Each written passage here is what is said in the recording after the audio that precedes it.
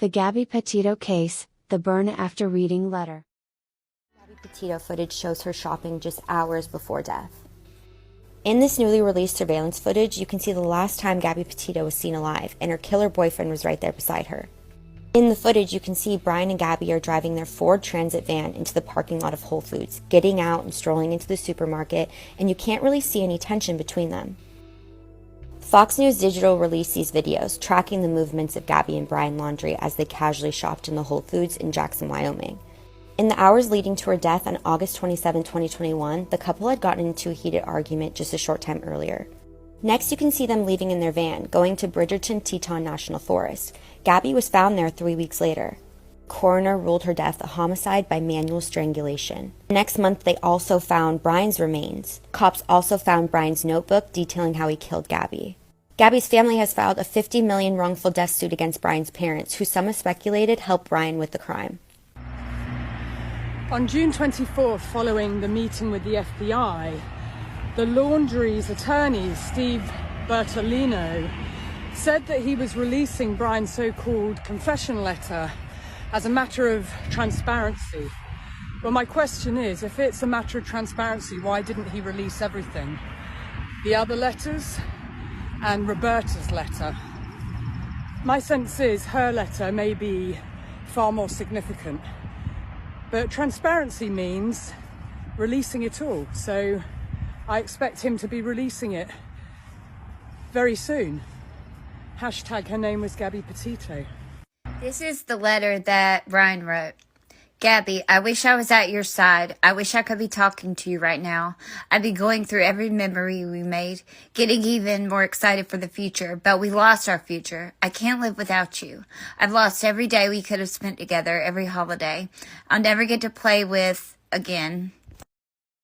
Never go hiking with TJ. I loved you more than anything. I can't bear to look at our photos to recall great times because it is why I cannot go on.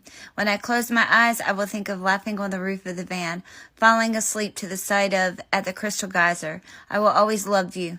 If you were reading Gab's journal, looking at photos from our life together, flipping through old cards, you wouldn't want to live a day without her. Knowing that every day you'll wake up without her, you wouldn't want to wake up. I'm sorry to everyone this will affect. Gabby was the love of my life, but I know adored by many. I'm so very sorry to her family because I loved them. Honestly, I think there's bits and truths to this letter. I don't think it's the whole truth because he's a narcissist, but anyway. Also, I know I read the letter. It was very hard to read. There is parts I could make out, but on this rough draft, there's some that it don't say that, but I'd consider her younger siblings my best of friends. I'm sorry to my family. This is a shock to them as well, a terrible grief. They loved as much, if not more than me. A new daughter to my mother, an aunt to my nephews. Please do not make this harder for them. This occurred as an unexpected tragedy. Rushing back to our car, trying to cross the streams before it got too dark to see. Too cold. I hear a splash, then a scream. I could barely see. I couldn't find her for a moment. Shouted her name. I found her breathing heavily and gasping. And I knew I safely couldn't cure her anymore. I started a fire and spooned her as close to the heat. She was so thin, had already been freezing too long. I couldn't at the time realize that I should have started a fire first, but I wanted her out of the cold back to the car. From where I started the fire, I had no idea how far the car might be, only knew it was across the creek. When I pulled Gabby out of the water, she couldn't tell me what hurt. She had a small bump on her forehead that eventually got larger. Her feet hurt, her wrists hurt, but she was freezing, shaking violently. While carrying her, she continually made sounds of pain. Laying next to her, she said little, lapsing between violent shakes. Gasping in pain, begging for an end to her pain, she would fall asleep and I would shake her awake, fearing she shouldn't close her eyes if she had a concussion. She would wake in pain, start her whole painful cycle again. And then it really said that she was furious with him because he was the one waking her. She wouldn't let me try to cross the creek, thought that, like me, that if the fire would go out, she would fall asleep and she'd freeze. I don't know the extent of Gabby's injuries, only that she was in extreme pain. I ended her life. I thought it was merciful, that it is what she wanted, but I see now all the mistakes I made. I panicked. I was in shock. But from the moment I decided I took away her pain, I knew I couldn't go on without her. I rushed home to spend any time I had left with my family. I wanted to drive north and let James or TJ kill me, but I didn't want them to spend time in jail over my mistake, even though I'm sure they would have liked to. I am ending my life not because of fear of punishment, but rather because I can't stand to live another day without her. I've lost our whole future together, every moment we could have shared. I'm sorry for everyone's loss. Please do not make life harder for my family. They lost a son and a daughter, the most wonderful girl in the world. Gabbie, I'm sorry. I have killed myself by this creek in the hopes that animals may tear me apart, that it may make some of her family happy. And look at the end of the note. He's such a... The end of the note. Please pick up all of my things. Gabbie did not like people who littered. The book was not the only bombshell dropped today. A little while ago, I spoke with the lawyer for the Petito family. He says there are several other pieces of evidence in the possession of the Laundrie's attorney, Stephen Bertolino, including a letter from Roberta Laundrie to her son, Brian. Here is some of what he told me. Someone should ask him to release the letter that Roberta Laundrie wrote to Brian Laundrie. That on the envelope says, "Burn after you read this." So there was a letter from Roberta to Brian within the notebook? No, it was not within the notebook. It was a separate letter. That was found out there with the notebook, though? My understanding is that the letter at one point had been in the van, but then it was taken from the Laundrie home during the time when the search warrant was executed. So a letter from Roberta to Brian that said, "Burn this letter." Yes. You read it. And were you able to read the letter? Yes, I was. I'll tell you that I had an idea what was in the letter before I read it. I knew about the letter. I don't believe Mr. Bertolino knew about the letter, and the surprise on his face was very interesting as he read that letter. That was all today. I can say. He has the letter. He has the original of the letter, and I've asked him to maintain that for purposes of the litigation. I don't have a copy of it. I expect I'll be getting a copy of it. He wouldn't allow me to get a copy of it today, but within that letter is an offer from Roberta Laundrie to assist her son. I don't want to say more because I don't have the letter, but it's a pretty interesting, pretty odd letter. So a letter from Roberta to Brian to assist her son, assist him to do what? Let me back up and say there's no date on the letter. But it would appear that the letter was written between the time that Gabbie was murdered and Brian committed suicide. There's scenarios presented by Roberta in that letter. For example, if you go to jail, I'll bake a cake and I'll put a knife in it or a saw in it. There was also something referenced in that letter about Gabbie, and I'd rather not go any further. That at this point, the letter will speak for itself, and I don't want to paraphrase incorrectly what the letter said. I understand. I just want to make sure I can report it correctly. So was she sort of offering to help him kill himself? Is that what you're saying? No. Okay. No. It was as I said, it was an offer that had to do with Gabbie. After she was already dead. That's my belief. And you can't say anything more about what that offer was? I'm not comfortable without having it in front of me because I'll be paraphrasing, and I don't want to paraphrase something that serious. Wow, very, very interesting there. Patrick Riley also told me that the notebook is not the only confession Brian left. He told me today there was a second confession on a, quote, digital device and possibly a third confession in written form. Riley says he has not seen those confessions yet, but the FBI told him they are somewhat different from the confession in the notebook that we've seen. Note was released to the custody of Mr. Bertolino on Friday, June 24th, 2022 by the FBI. So there you could see the concern from the Petitos. Wait a minute, there's a letter where you're talking about a shovel to bury a body? It's now part of this lawsuit. They're requesting to see it. Now, tonight, what we have for you is a response from Roberta Laundrie about this letter she wrote. Okay, this is an affidavit, a sworn statement that has been filed with the court. Here's part of it. I wrote a letter to my son on or about the end of May of 2021. Although I do not know the exact date I wrote the letter, I do know that I wrote it and gave it to Brian before Brian and Gabby left Florida for New York. The purpose of the letter was to reach out to Brian while he and I were experiencing a difficult period in our relationship. Brian and I share a love of stories, and some of the language in the letter was using similar phrases to describe the depth of a mother's love. The two books that come to mind are The Runaway Bunny and Little Bear. In addition, Gabby had given Brian a book called Burn After Writing. This is where my message to Brian came from, and I wrote on the cover of the letter for Brian, quote, burn after reading. That's a little different. The book was called Burn After Writing. Anyhow, there are some other phrases that I used in the letter which are not found in the books I shared with Brian as a child. However, these phrases were common enough in our circle of friends and family to describe who you could turn to in the most troubling times of your life. While I used words that seemed to have a connection with Brian taking Gabby's life, I never would have fathomed the events that unfolded months later.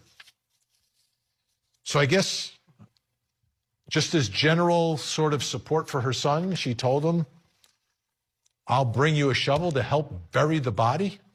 Wow. Brian Laundrie's mother speaking out about a letter she wrote to her son the same year Brian Laundrie murdered his then-girlfriend, Gabby Petito. In a sworn affidavit, Roberta Laundrie says the so-called burn after reading letter was innocent. It was full of inside jokes and references, according to her. Now, you may recall the nationwide search for 22-year-old Gabby Petito. She went missing while on a 4-month cross-country journey with her boyfriend, Brian, planning to document it all on YouTube. But sadly, that trip took a dark turn when her remains were recovered in Wyoming. Then Brian vanished, and he was later found dead. That was about a month later. Well, senior national correspondent Brian Inton is back. Brian has been committed to that story from the very beginning. I mean, Brian, you covered every aspect of this story. So let's start with the letter. How do we know it exists? Who found it? What was inside of it? And why is there so much suspicion surrounding that letter? So this letter is one of the final mysteries with this story that we still haven't seen the letter, by the way. Basically, when Brian Laundrie, when his remains were found and his backpack was found, there was this letter inside the backpack that said burn after reading, and it was from his mom, Roberta. So we've not seen the letter. The FBI apparently had the letter, returned it to the Laundries. The Laundries haven't given up the letter, but the Petito family attorneys, as part of their lawsuit, has brought up this letter saying it could actually be proof that Roberta Laundrie was involved, that she helped her son along with everything that went on behind the scenes with Gabby Petito. The new part of this is that Roberta Laundrie has now spoken out for the first time in a filing in court, basically saying this letter had nothing to do with Gabby Petito, and I wrote the letter long before their trip. And the burn after reading was actually sort of related to a book that they liked called Burn After Writing, some book that Gabby Petito had given Brian. So she's claiming it has nothing to do with anything. Right. And so, but the Petitos argue that the Laundrie family is potentially concealing something with all of this. Roberta says, oh, it's nothing. But this is really going to be a major focus of this civil suit, right, by the Petitos against the Laundries and their attorney as well. Yeah, exactly. Yeah. That's interesting. Yeah, they're also suing the Petito's lawyer, which is interesting. And yes, suing the Laundrie's lawyer. The Petitos claim that the Laundries knew that Gabby Petito was dead for quite some time while the search was happening, while they were in so much pain and suffering, and they're claiming that that they should now have to pay up because of that, because they didn't come forward with that information. And they think that this letter may actually be evidence in that. But again, now Roberta has come forward and said, wait a minute, this is an old letter that I gave Brian long before any of this started, long before the road trip. He just must have had it in his backpack, but it has nothing to do with anything. And this isn't a sworn affidavit because we don't ever really hear from the Laundries. They don't come out and just address the media at any point, or they certainly weren't when all of this was happening. Right? Yeah, no, they haven't spoken at all. This is actually the first time we've really, maybe they're not talking, but the first time we've actually seen something that Roberta has written where she's trying to make a point and get her side of the story out. But what's interesting is they didn't just release the letter. I mean, everybody's been asking for this letter. The Petitos have been asking for the letter. The media's been asking for the letter. She gave her side of what the letter is, but they still haven't made the letter public. Well, I know it'll come out in court probably. I was just going to ask, do you think we will eventually be able to see the letter? I think so in court. I think this civil trial, and it's going to go to trial, that's the way it stands right now in a couple of months, is really going to be something, Nicole, because you're going to have the Petitos and the Laundries in a courtroom together. Not only are the Laundries being sued, but their lawyer, Stephen Bertolino, is also being sued, so he'll have to be there. And all sorts of information is going to come out about what may have been going on behind the scenes. Yeah, that's definitely going to be another one to watch. All right, Brian, thank you for that as always. So for a little more clarity about what's happening with the search for Brian Laundrie, we're going to ask a retired inspector from the U.S. Marshals, Craig Kane. Hey, Craig, how's it going? Good morning. How are you? I'm good. I imagine you're watching this search with some questions, maybe a little frustration. Like everyone else, yes. What are you noticing right now? What do you think is going on? You got to understand that this isn't an episode of Law and Order or NCIS. You know what I mean? This isn't an hour-long search with commercials. These types of investigations could take days, months, even years. You know, case in point, back in the late 90s, there was a guy named Eric Rudolph. You might be familiar with that name. He did a string of bombings in Alabama and Georgia, and he went on the FBI's 10 most wanted list. And he was a survivalist, so to speak. He disappeared. It took 5 years to find this guy. 5 years. And you know how they found him? He came out of the woods one night when his provisions ran out, and he was rummaging through a dumpster in a rural town of North Carolina. And a local police officer happened to come by and seen this disheveled-looking man rummaging through a dumpster for food. And he put him under arrest, and that was the end of Eric Rudolph. A guy like Brian here, unless he's a very skilled survivalist and he could live off the land, so to speak, there's going to come a time where whatever provisions he has runs out. And he's going to have to make a dash for a community, whether to buy goods in a store or, like Eric Rudolph, rummage through a dumpster for scraps. Are you surprised he hasn't been found yet? He's been gone for weeks. No, not at all. Not at all. You know, like I said, this isn't reality TV. This is a real life situation, which leads me to believe this was well orchestrated, well planned, and he had a lot of time and resources. Somebody's funding him, okay? Or somebody funded him with enough money and enough, let's say, if he did go out into the woods, enough provisions to get by till he came up with his next plan of action, whether to leave the country or go to a remote state where he thinks maybe his face isn't plastered. But I'm sure the FBI put out a bolo, be on the lookout, nationwide.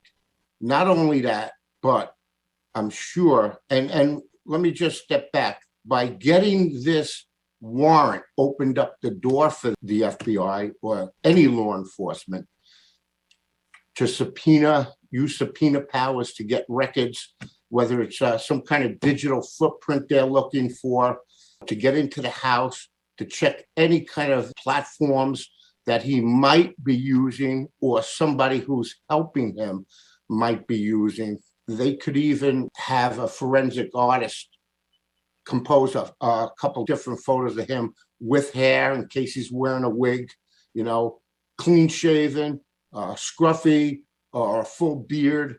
different types of looks that he might be using to conceal himself. There's a thing called a red notice. I don't know if you're familiar. A red notice? Yes, a red notice. Okay. And that is Interpol. And the Marshals are one of the lead agencies for Interpol in the U.S. Although we have the domestic part of this investigation covered throughout the country, it also, the red notice puts all member nations throughout the world on notice of this fella, and has all his particulars. It has photos of him. It gets blasted out worldwide. Yeah. And, you know, if anybody comes in contact with him, they could hold him till the U.S. gets what's called a provisional arrest warrant, and we could extradite him back to the U.S. So that was one of the biggest fears, right, of people that are watching this, that he had so much time to get away that he's probably in a different country. But you're saying that doesn't matter. You know, with social media and our treaty countries, the world got smaller. It's not that easy to hide anymore. We pulled people out of Thailand, Vietnam, Amsterdam, Cambodia, all over the place. And look, people, as sad as this is, people love a good murder mystery. And that's what this is turning into. I feel terrible for the family, what they must be going through. I could not even imagine it. But they have a lot of support. And this guy will be found, maybe not sooner, but he will be found later. You know, it's just a matter of patience and time. Craig, let me ask you something. Do you think he's alive? You know why I think he's alive? And this is a critical moment that kind of changed my view on the whole subject. It could have been plausible that the parents might not have known where he went until they made, in my view, the most critical mistake they made. And that is when they said, after he went missing for a couple of days, the parents called the police and said, yeah, Brian's missing. He went out into the preserve there to meditate. Okay, and he took the Mustang. Okay, that's fair. When he didn't come back, they called the police. However, before that, the parents went out to the preserve and miraculously found the Mustang. Supposedly, then they said, oh, he left his cell phone home. So now you're going to go out into the preserve. You're going to leave your cell phone home, your only communication. Then the parents are going to go out there and miraculously find the Mustang. That's when they should have called the police. However, they took the Mustang home. So now you're going to leave your son out in the preserve with no form of communication and no way to get home. Does that make sense to anybody? What does that tell you? It was all a ploy. I don't even think he was ever in that preserve. Shit, like, there's, okay, let's look at the facts. How long did it take Gabby Petito's autopsy to come out? I know, because I was obsessed with the case. Weeks, it took weeks. Why? Because they had evidence, they had a body, they had to do all the stuff that they do when, you know, this thing takes place. Brian's came out, what, in a few days? Because there was no body, there was no evidence, it was all fabricated, guys. Like, come on, like, it's just like, honestly, it's common sense stuff. The family, the dentist was family. There was a cop in the family. The dentist was family.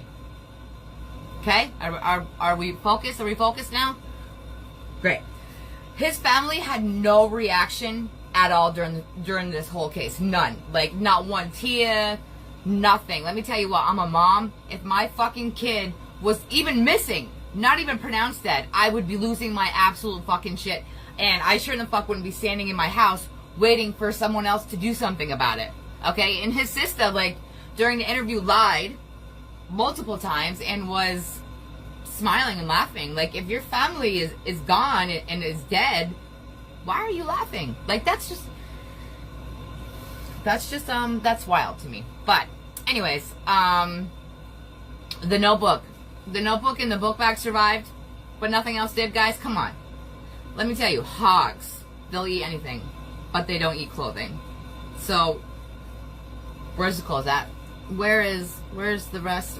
Where's the rest of the remains and the gun? The notebook.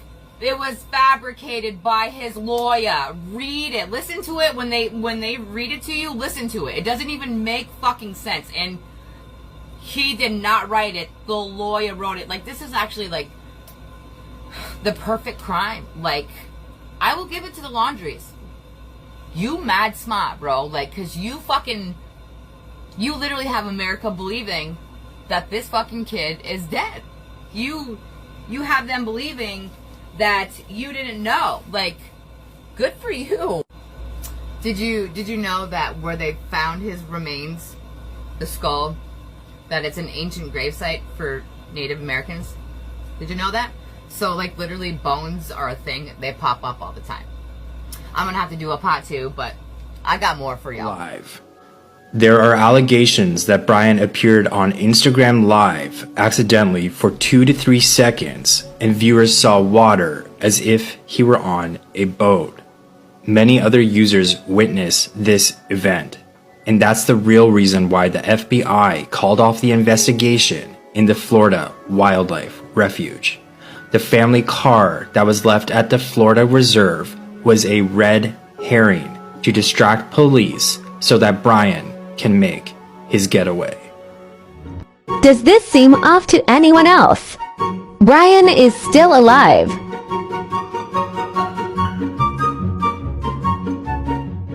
My thoughts on Brian Laundrie and his mother Roberta Laundrie. 1. I do believe Brian Laundrie is still alive. I have other videos on this as well. It makes no sense that the cadaver dogs were in the state park for days and found nothing, but within minutes the parents found everything belonging to Brian. 2. If Roberta wrote the letter, as she said in the affidavit, before Brian and Gabbie went out west, then does this mean the whole murder was premeditated? Did she convince Brian to murder Gabbie and tell him she would help him bury her body and later get him out of going to prison? 3. If the burn after reading letter was found in the van, as one of the men reported, and not with Brian's belongings in the Florida Reserve, then when was it given to him? If he received it before leaving with Gabbie, then wouldn't Gabbie have read it? Did he receive it when he went back to empty the storage shed in Florida and left Gabbie behind out west? 4. How are the Laundries getting away with so much? Have any of the Laundries' neighbors ever seen Brian near their home in the past year? Does he think it's been enough time that he'd be safe to go back home?